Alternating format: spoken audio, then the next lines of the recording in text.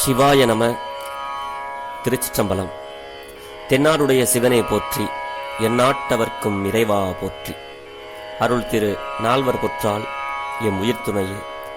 பெரும்பற்ற புலியூரானை பேசாத நாளெல்லாம் பிறவாத நாளே என்ற அருட்சிந்தனையில் இன்றைய தினம் நாம் சிந்திக்க இருப்பது அருள் திரு மாணிக்க வாசக பெருமான் மலரடிகள் போற்றி போற்றி. அருள் திரு மாணிக்க வாசக பெருமானார் அருளி செய்த திருவாசகத்திலிருந்து யாத்திரை 10 என்ற பதிகத்தில் 2வது பாடலை சிந்திப்பதற்கு சிவபெருமான் இன்று நமக்கு திருவருள் கூட்டியுள்ளார். சிறியன் தெரிந்த அளவில் இந்த பாடலை பாடி அடியார் பெருமக்களோடு பகிர்ந்து கொள்கிறேன். பிழை ஏதிருந்தாலும் பிழைபொறுக்கும் பெருமானின் அடியார்களாகிய நீங்கள் என் பிழையையும் பெருத்தருள வேண்டும் என்று உங்களது பொன்னார் திருவடிகளை வேண்டிக் கொண்டு பெரும்பற்ற புலியூரானை பேசாத நாளெல்லாம் பிறவா நாளே என்ற சிந்தனைக்குள் செல்வோம். இதனுடைய ராகம் மோகனம். திருச்சிற்றம்பலம். புகவே வேண்டாம் புலன்களி நீர், புகவே வேண்டா புலன்களி நீர், புயங்க பெருமான் பூங்கழல்கள், புயங்க பெருமான் பூங்கழல்கள், மிகவே நினைமின்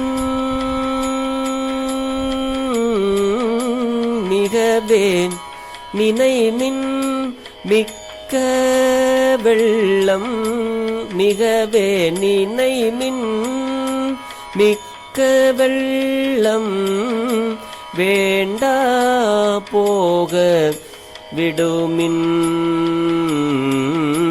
வேண்டா போக விடுமின், நகவே ஞாலத்துள் புகுந்து,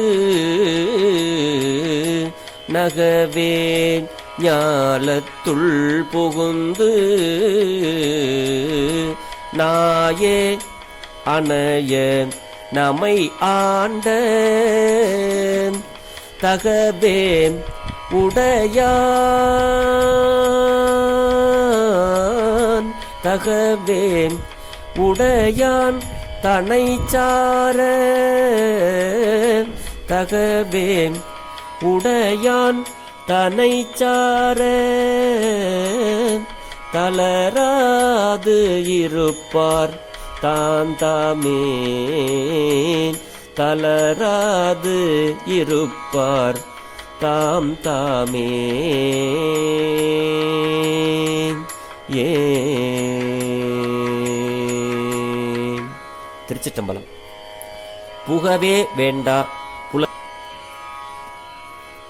அதாவது மிகவே நினைமின் மிக்க வெள்ளம் வேண்டா போக விடுமின், நகவே ஞாலத்துள் புகுந்து நாயனைய நமையாண்ட. அதாவது சிவபெருமான் இந்த மண்ணுலகில் தாமே புகுந்து நாயை ஒத்த இழிந்த குணம் படைத்த நம்மை எல்லோரும் நகைக்க ஆண்ட தகுதி உடையவனாகிய சிவபெருமானை அணுகுக அப்படிங்கிறாரு. அதாவது நகவே ஞாலத்துள் புகுந்து நாயனைய நமையாண்ட தகவே உடையான் தன்னை சார அப்படிங்கிறாரு. அப்படி பெருமானை நாம் எல்லாம் போய் அணுகுவோம். அவர் அவர்களுக்கு தாம் தாம் நிலையில் தளராது இருப்பார். அதாவது அவங்களுக்கு அவங்கவுங்க என்ன நினைக்கிறாங்க, என்ன நிலையில் இருக்கிறார்களோ அவரவர்களுக்கு அவர்கள் தளராமல் இருப்பதற்கு சிவபெருமான் அருள் செய்வார் அப்படிங்கிறாரு. ஆதலால் நீங்க ஐம்பொறிகளும் ஆராய்த்து உயிக்கும் புலன்களில் புகவே வேண்டாம். அதாவது ஐம்புலன்கள்னா கண், காது, மூக்கு, வாய், செவி, இதுக்கெல்லாம் நீங்க ஆராய்ஞ்சு அதுக்குள்ள நீங்க போக வேண்டாம். அப்படி என்ன பண்ணணும் அப்படின்னா, பாம்புகளை உடம்பு முழுக்க அணிந்த நம்மளுடைய பரமனுடைய பொலிவாகிய திருவடிகளையே மிக நினையுங்கள். அதாவது சிவபெருமான நீங்க நினையுங்கள். சிவபெருமான் உடம்பு முழுக்க பாம்பணிந்திருக்கிறார்.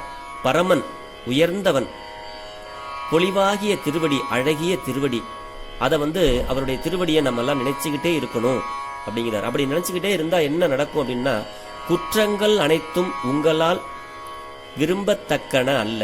எந்த குற்றத்தையும் நாமே போய் செய்ய மாட்டோம், அவற்றை போக விடுங்கள் என்றவாறு. அப்படி நாமே போய் செய்ய மாட்டோம். அப்படி செஞ்சாலும் அது சிவபெருமானுக்கு நன்மையத்தான் நம்ம செய்வோம் அப்படிங்கிற மாதிரி இதுல பொருள் சொல்றாரு. அதாவது சுருக்கமா நம்ம சொல்லணும்னா, நாயனைய நம்மை ஆட்கொண்ட பரமனை சார அவரவர்களுக்கும் தாமாக பேரானந்த நிலையில் இருப்பார்கள். ஆதலால் நீங்களும் புலன்களை சார வேண்டாம், திருவடிகளையே எண்ணுங்கள், குற்றங்களை விடுங்கள் என்பது கருத்து.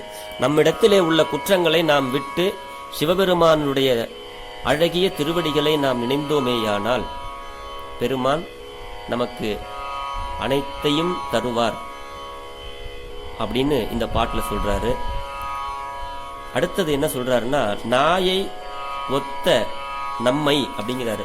நம்ம கிட்ட குணங்கள், நம்மளுடைய குணங்களை சொல்றாரு.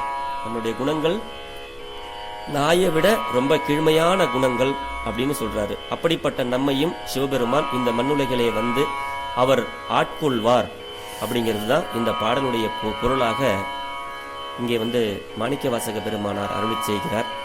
இதுல முக்கியமாக நம் என்ன சொல்லணும்னா,